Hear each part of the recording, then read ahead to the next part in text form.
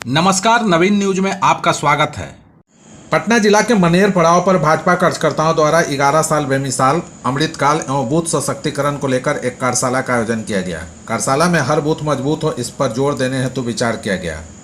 वहीं सभी कार्यकर्तागण की ओर से प्रधानमंत्री मोदी जी के 11 वर्षों के ऐतिहासिक निर्णायक और राष्ट्र निर्माण में समर्पित नेतृत्व के लिए हार्दिक अभिनंदन एवं धन्यवाद प्रकट किया गया।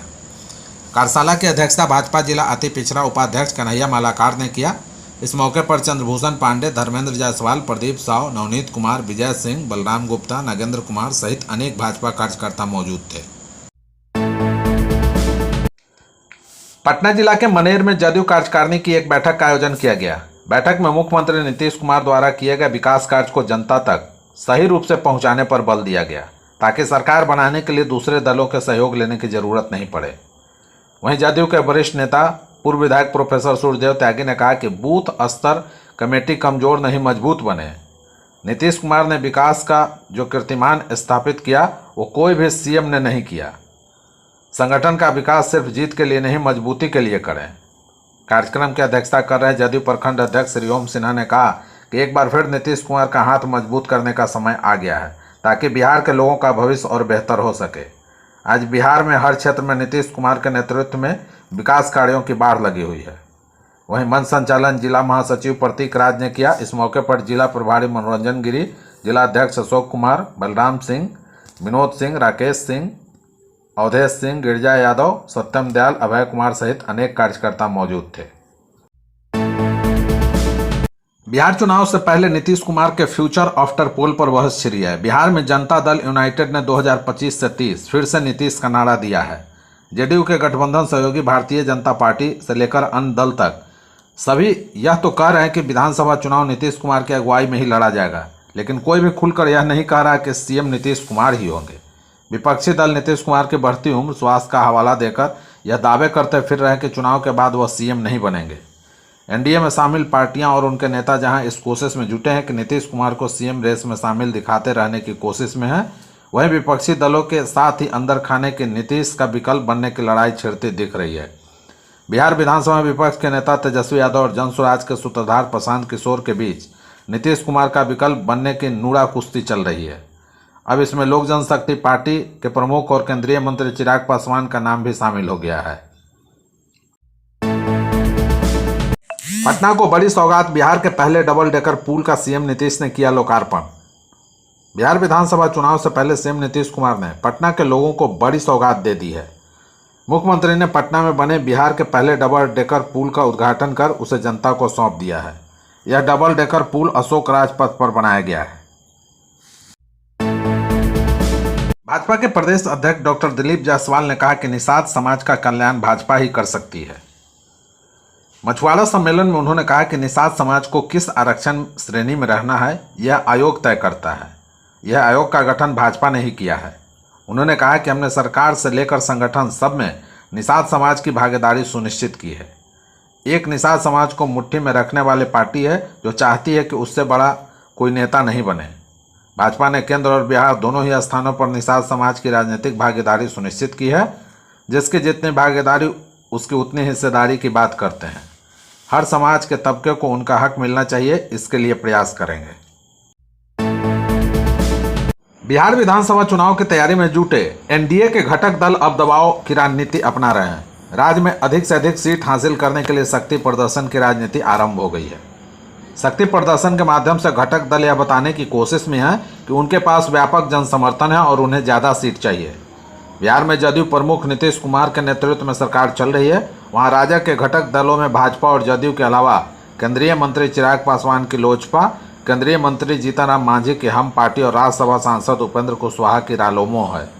भाजपा और जदयू बिहार में एनडीए के मुख्य सूत्रधार हैं, इसलिए इनमें ज़्यादा सीट पाने की होड़ कम है।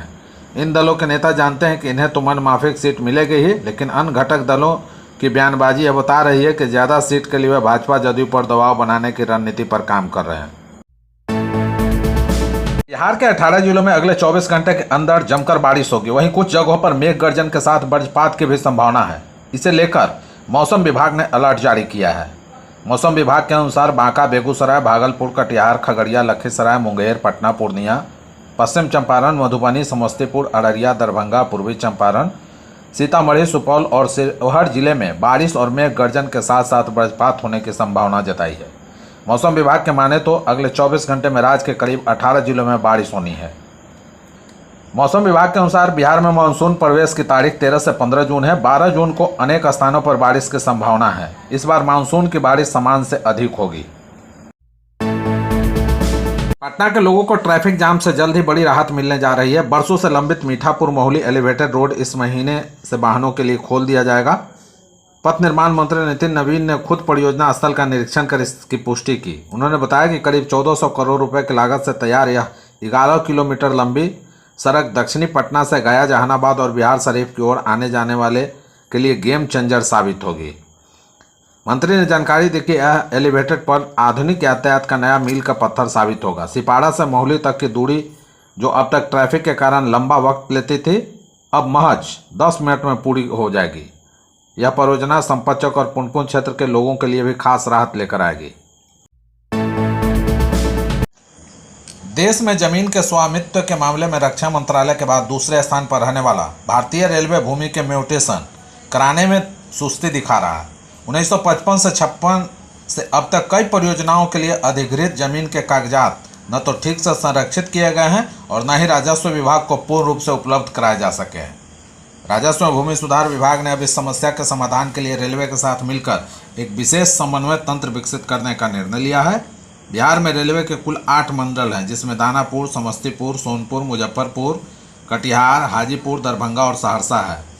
अब इन सभी मंडलों में नामित अधिकारी म्यूटेशन प्रक्रिया में तेजी लाने के लिए जिम्मेदार होंगे।